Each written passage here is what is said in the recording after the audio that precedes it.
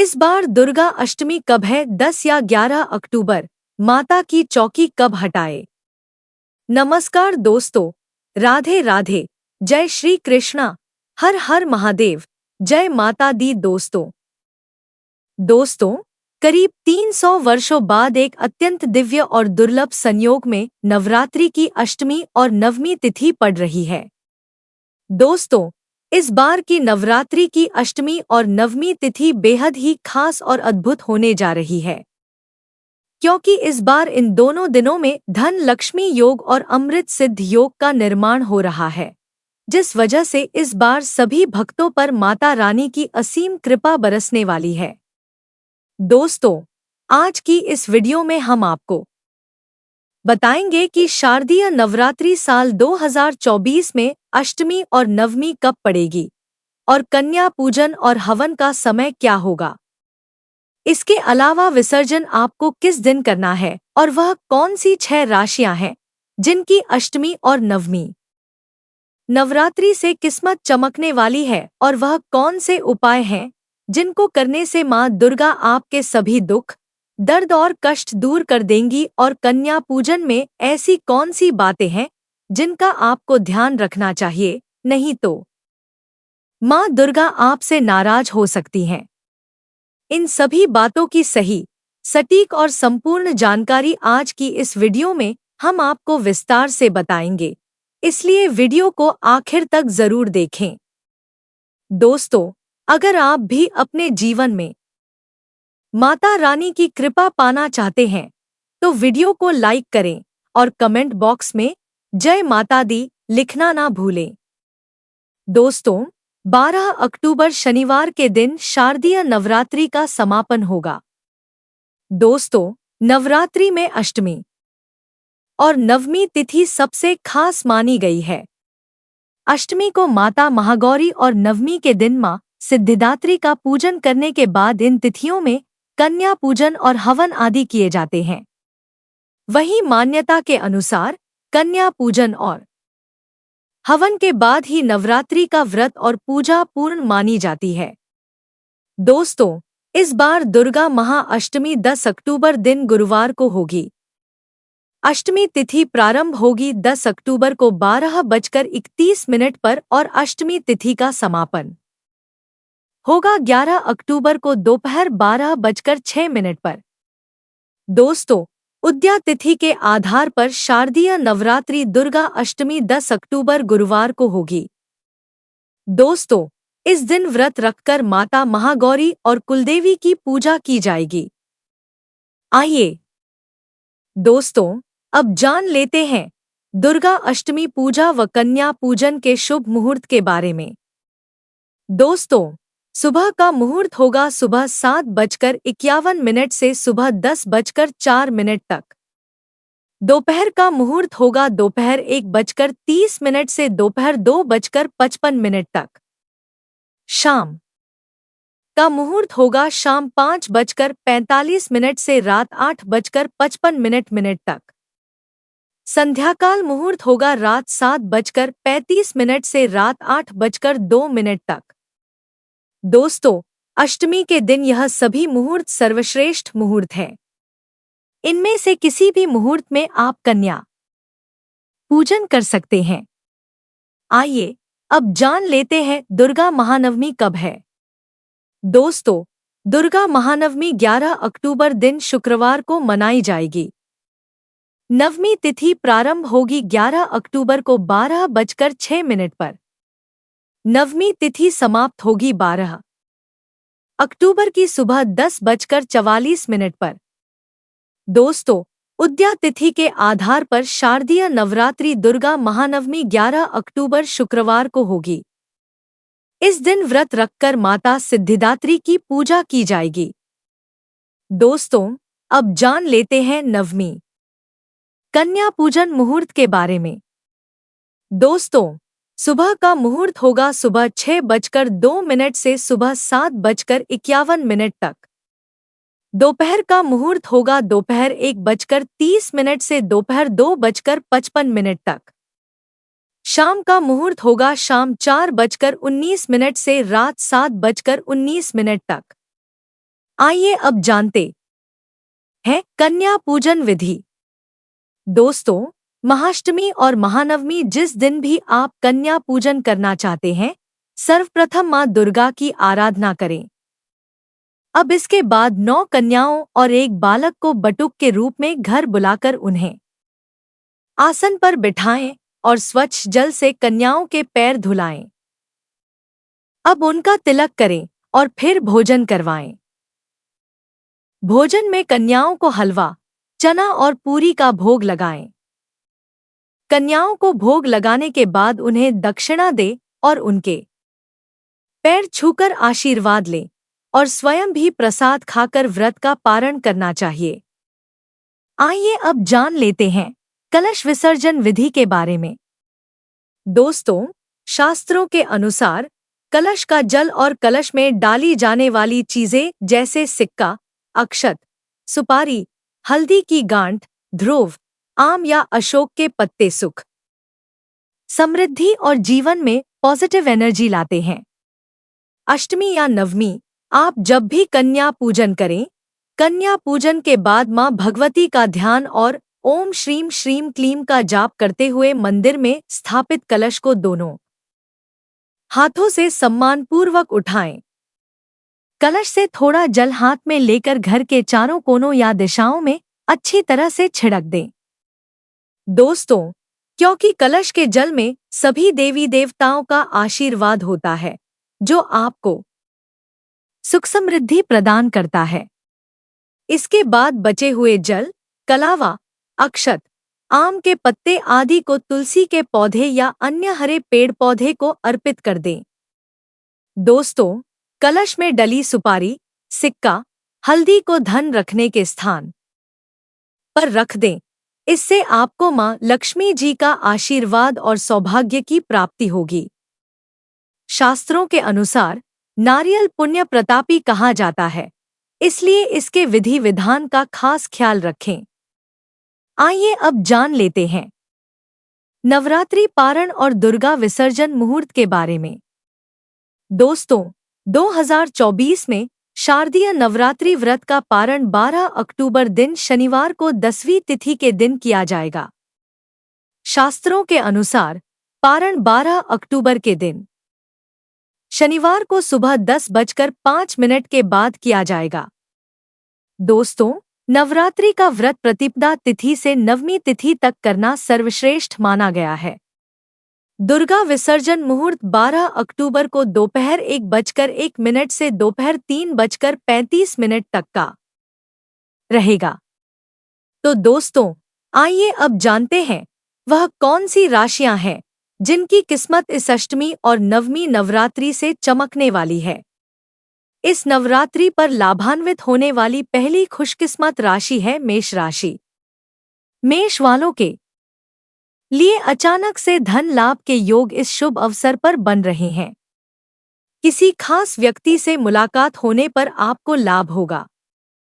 पुरानी चली आ रही समस्या से इस समय छुटकारा मिलेगा। नौकरी पेशा जातकों को नौकरी में अच्छे परिणाम की प्राप्ति होगी, जिससे आपका रुतबा बढ़ेगा। पहले सोचे हुए कार्य बन सकेंगे, अटके हुए कार्य पूर्णता की ओर चल पड़ेंगे। कार्यक्षेत्र और व्यापार में भाग्य का साथ मिलेगा। नई जिम्मेदारियां मिल सकती हैं। जबरदस्त धन प्राप्ति के योग हैं। लखपति करोड़पति बनना आपके भाग्य में लिखा है, लेकिन आमदनी बढ़ेगी तो खर्चे में भी अधिकता हो सकती है, इसलिए खर्चे पर नियंत्रण रखें। महत्वपूर्ण मामलों में किसी निर्णय तक पहुंचने से पहले किसी अनुभवी से सलाह मशवरा ले लें। व्यापार में अभूतपूर्व लाभ मिलने के संकेत हैं। इसमें मित्रों और रिश्तेदारों का सहयोग मिलेगा। मेष राशि के स्वामी मंगल हैं, इसलिए इस राशि के लोगों को कन्या पूजन करते समय लाल रंग के वस्त्र धारण करने चाहिए। कन्या पूजन में कन्याओं के पैरों में लाल आलता लगाकर उन्हें माथे पर रोली का टीका लगाएं और उपहार में उन्हें पढ़ाई से संबंधित चीजें भेंट करें। अगर आप कन्याओं को लाल रंग की चीजें देंगे तो आपके लिए अत्यंत लाभप्रद हो सकता है। इस पर्व पर लाल रंग के फूल मां दुर्गा पर चढ़ाएं।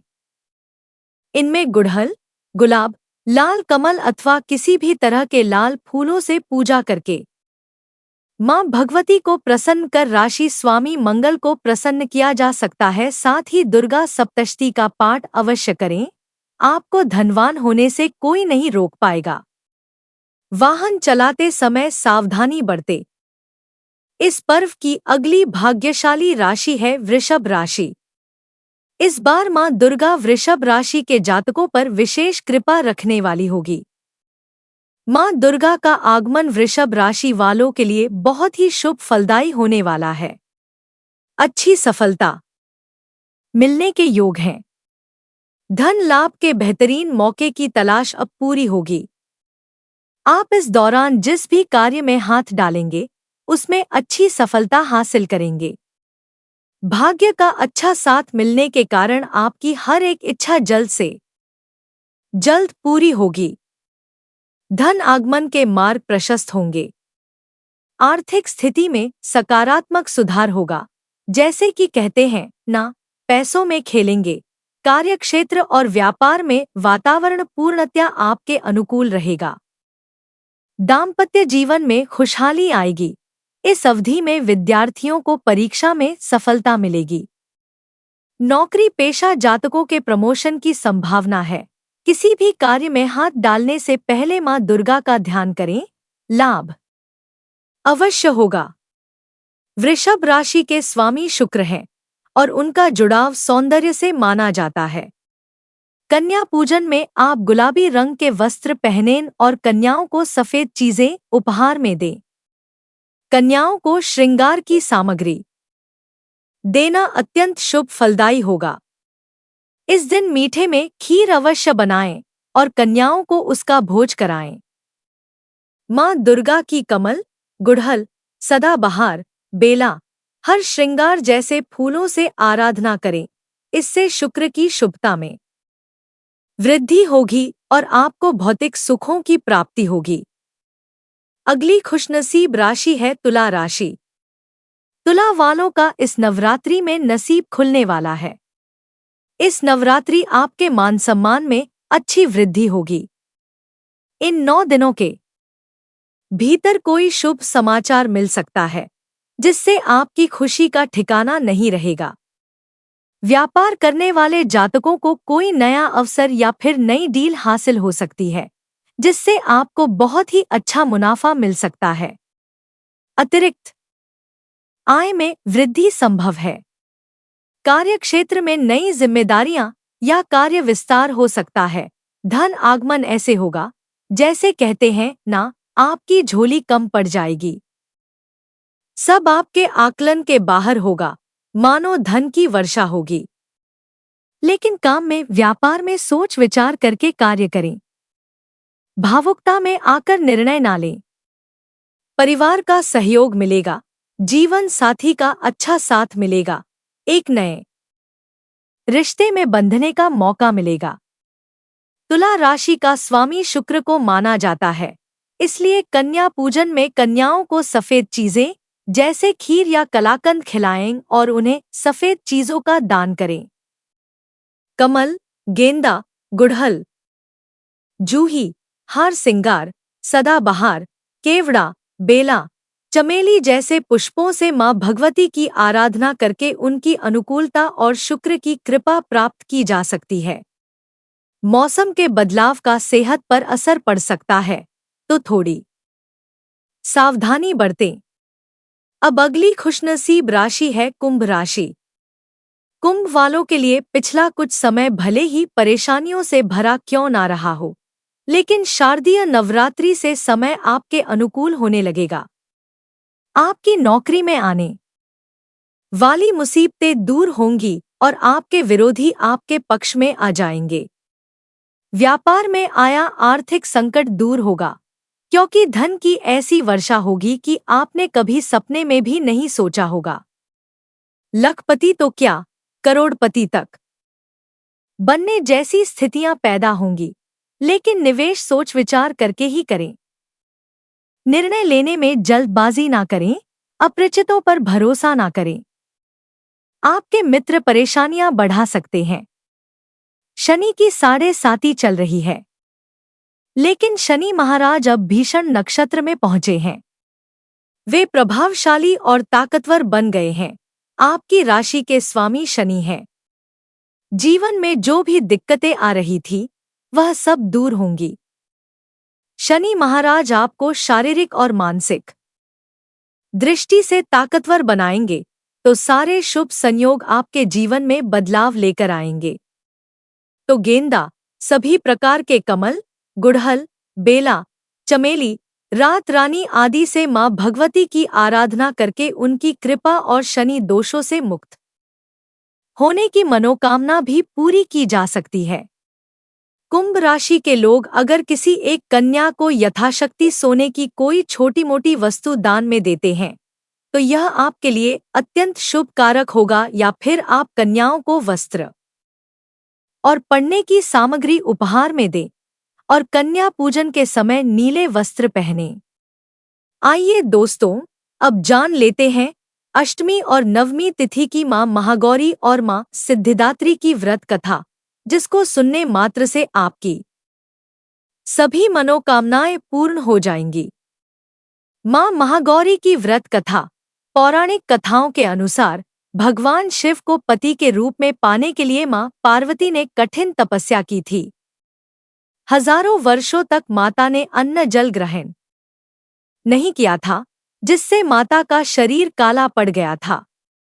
माता की तपस्या से प्रसन्न होकर भोलेनाथ ने उन्हें स्वीकार किया और माता के शरीर को गंगाजल से धोकर अत्यंत कांति बना दिया। माता का स्वरूप गौरवर्ण हो गया, जिसके बाद माता पार्वती के इस स्वरूप को महागौरी कहा गया। माता के इस स्वरूप की विधिवत पूजा अर्चना करने से सौंदर्य की प्राप्ति होती है तथा घर में सुख समृद्धि का वास होता है। वहीं माता के इस स्वरूप को लेकर एक और पौराणिक कथा काफी प्रचलित है। कालरात्रि के रूप में सभी राक्षसों का वध करने के बाद भोलेनाथ ने देवी पार्वती को काली कहकर चिढ़ाया था। माता ने उत्तेजित होकर अपनी त्वचा को पाने के लिए कई दिनों तक ब्रह्मा जी की कड़ी तपस्या की। ब्रह्मा जी ने तपस्या से प्रसन्न होकर मां पार्वती को साक्षात दर्शन दिया और हिमालय के मानसरोवर में स्नान करने के लिए कहा। ब्रह्मा जी की सलाह पर मां पार्वती ने मानसरोवर में स्नान किया। स्नान करते ही माता का शरीर दूध की तरह सफेद हो गया।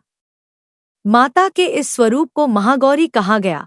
तो दोस्तों, यह थी मां महागौरी की कथा। तो दोस्तों, इस तरह से शारदीय नवरात्रि की संपूर्ण जानकारी समाप्त होती है। तो एक बार दिल से कहें, जय माता दी। आशा करते हैं आपको हमारे द्वारा दी गई जानकारी अच्छी लगी होगी। तो दोस्तों, आपको हमारी वीडियो कैसी लगी, हमें कमेंट में जरूर बताइएगा। साथ ही वीडियो को लाइक करके चैनल को जरूर सब्सक्राइब कर लें। जय माता दी।